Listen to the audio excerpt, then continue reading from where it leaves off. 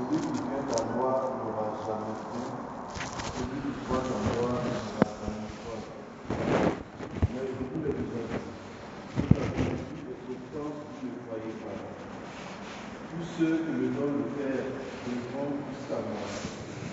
Et celui qui vient à moi, je ne vais pas le jeter dehors. Car je suis descendu du ciel pour faire non pas ma volonté, mais la volonté de celui qui m'a envoyé. Or, telle est la volonté de celui qui m'a envoyé, que je ne perds aucun de ceux qui m'a donné, mais que je les ressuscite au dernier jour. Telle est la volonté de mon Père, que celui qui voit le Fils et croit en lui ait la vie éternelle. Et moi, je le ressusciterai au dernier jour. Acclamons la parole de Dieu.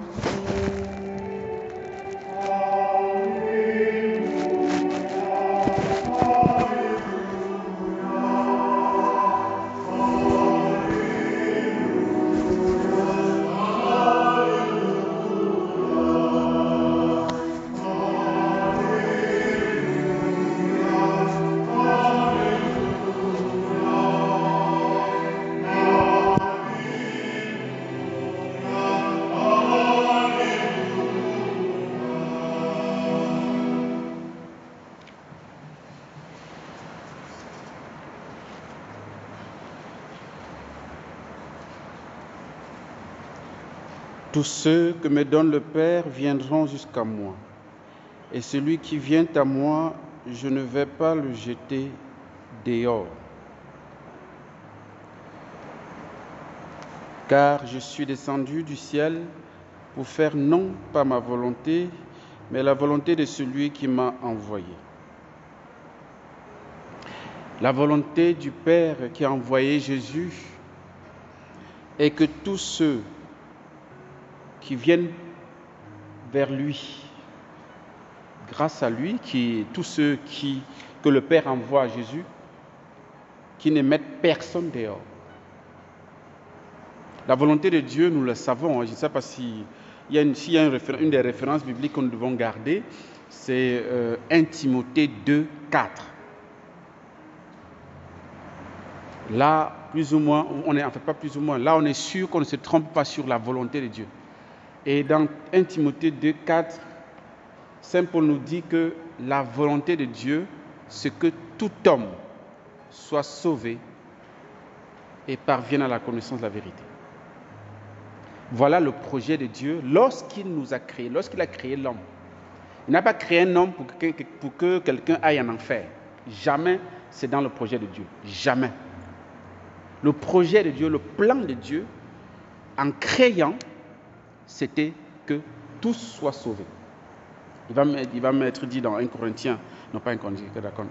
Oui, dans Romains plutôt, dans Romains 8, verset 29 et suivant, ceux qu'il a prédestinés d'avance, il les a aussi appelés. Ceux qu'il a appelés, il les a justifiés. Ceux qu'il a justifiés, il les a glorifiés. Il les a prédestinés à être semblables à son Fils. Voilà. Pour que le Fils soit le premier-né d'une multitude. Donc le projet de Dieu, le plan de Dieu, la seule volonté de Dieu, en créant l'homme, c'est que personne ne puisse se retrouver en dehors de la vie éternelle. Et donc, Jésus dit, tous ceux que me donne le Père viendront jusqu'à moi. Et celui qui vient à moi, je ne vais pas le jeter dehors. Jésus s'engage à sauver tous ceux que le Père mettra sur son chemin, sur sa voie. Parce que, comme il dit, il n'est pas descendu pour faire sa volonté, mais la volonté de celui qui l'a envoyé. Et donc, la volonté de celui qui l'a envoyé, c'est que je ne perde aucun de ceux qu'il m'a donnés, mais que je les ressuscite au dernier jour. Telle est la volonté. Et il s'adresse à ses contemporains, telle est la volonté de mon Père, que celui qui voit le Fils et croit en lui ait la vie éternelle. Et moi, je le ressuscite. Jésus dit ça parce qu'ils ont vu quelque chose. Ils ont vu Jésus à l'œuvre. Ils ont vu le signe, nous avons vu ça avant-hier, ils ont vu un signe. Jésus appelle ça le signe, la multiplication des pains. Ils ont vu le signe Et il fallait qu'à partir de ces signes, il se tourne vers l'auteur du signe. Qui ne s'arrête pas au signe. Bon, ils sont tellement arrêtés au signe qu'ils voulaient faire de Jésus le roi pour que Jésus, tout le temps, quand ils ont faim, Jésus leur donne à manger. Donc, en fait, ils voulaient faire de Jésus leur instrument, un roi qui obéisse à leur vouloir de manger et de boire. Rien d'autre. D'accord? Ils ne sont pas dit, mais attends, s'il arrive à faire ça, ça veut dire qu'il y a quelque chose qui se cache derrière lui. Et que le signe qu'il fait, la multiplication, montre que l'homme qu'on voit est plus que l'homme qu'on voit. Et on doit le voir et croire à autre chose, croire à la divinité qui se cache en lui. Mais ils sont arrêtés au signe. Et c'est pourquoi je dis, celui qui voit le Fils et croit en lui, autrement dit, celui qui rencontre le Christ et croit qu'il est l'envoyé du Père, Jésus il lui promet la vie éternelle et de le ressusciter au dernier jour. C'est une très belle nouvelle. On devrait sauter de joie. On devait se réjouir. Hein? On a chanté n'est-ce pas, le psaume, acclamer Dieu toute la terre. Hein? Acclamer Dieu toute la terre, fêter la gloire de son nom, glorifier le Seigneur en célébrant sa louange. Dis à Dieu que tes actions sont redoutables, ses actions sont bonnes, ses actions sont merveilleuses. Et si nous sommes ici, parce que nous l'avons rencontré un jour et nous avons cru en lui. Heureux sommes-nous. Mais, frères et sœurs, si on s'arrête là, on n'a pas tout compris. Parce que comme vous le savez, Jésus n'est plus sur la terre. Bon, en fait, il n'est plus visiblement sur la terre. Donc, comment les gens vont le voir à nouveau pour pouvoir croire en lui? Comment? Nous avons un début de réponse dans la première lecture. Le jour où Étienne est mort, martyrisé pour sa foi à cause de Jésus, et il est mort pourquoi? Parce qu'il a manifesté la présence du Christ par ses actes et ses paroles.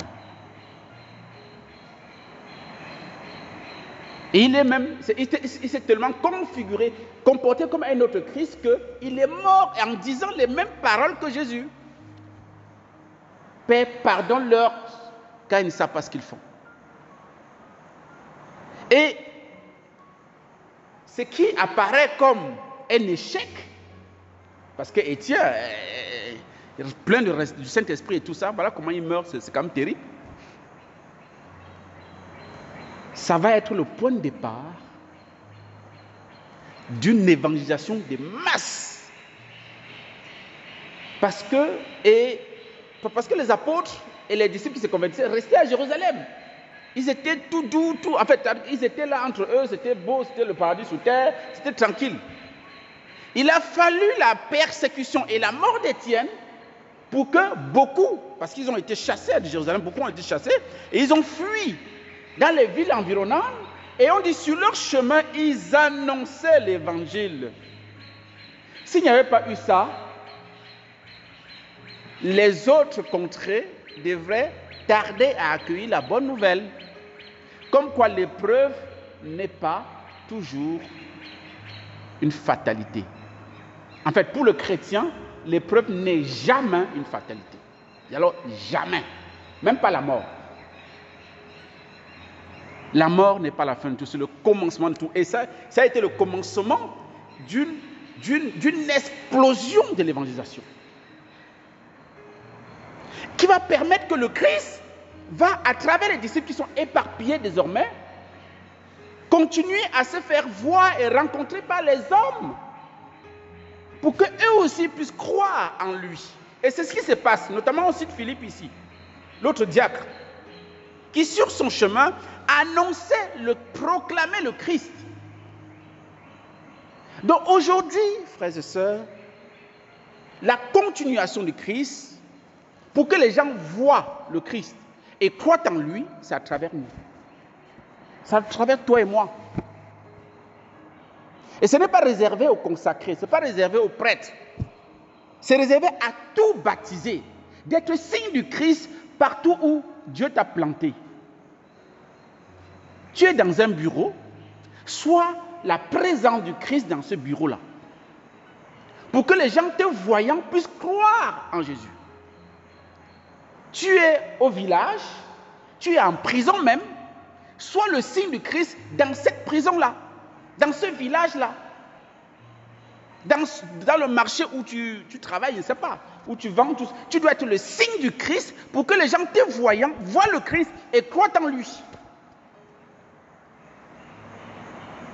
Il n'y a personne qui doit démissionner de l'évangélisation. Je suis désolé, personne. Si tu es baptisé, tu es condamné à évangéliser. Sinon, il faut changer de religion. Il faut dire non. Il y a des gens qui demandent à se débaptiser. Bon.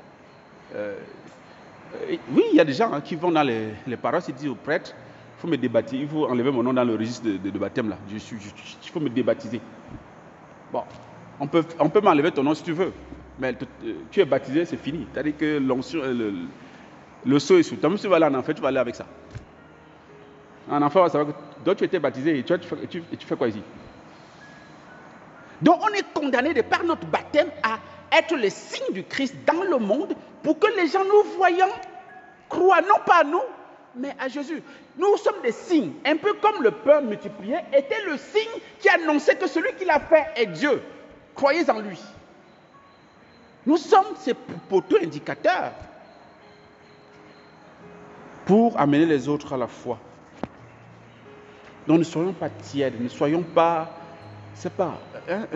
les Philippe, les chrétiens qui ont été persécutés, qui ont été dispersés de Jérusalem, qui sont partis d'ailleurs, quand ils sont arrivés, tout ce qu'ils faisaient sur leur chemin, c'est de proclamer l'évangile. Mais nous, quand on nous affecte quelque part, d'abord on réfléchit, mais est-ce qu'il va trouver un bon logement là-bas? Est-ce que les routes sont goudronnées là-bas? Est-ce qu'il y a le réseau internet là-bas? Non, mais je le dis parce qu'il y a une religieuse qui a refusé une affectation parce que là où on l'envoyait, il n'y a pas de Wi-Fi. Une religieuse, une consacrée, qui a fait vœu de pauvreté, chasteté, obéissance. On l'a affectée, je ne sais pas où. Et elle a dit non, comme il n'y a pas de Wi-Fi là-bas, moi je ne vais pas. Comme si elle est rentrée dans la vie religieuse à cause du Wi-Fi. Vous voyez? Donc on ne va même plus annoncer la bonne nouvelle. Non, notre problème c'est, est-ce qu'il y a le Wi-Fi là-bas? Est-ce qu'il y a le moustique ou bien il n'y a pas de moustique là-bas? Je me souviens quand on m'a envoyé ici, j'ai pensé directement au serpent. Voilà, il y a une fille qui est même là, qui a dit, il faut chercher les chaussures. Hein. On a dû chercher les chaussures ensemble.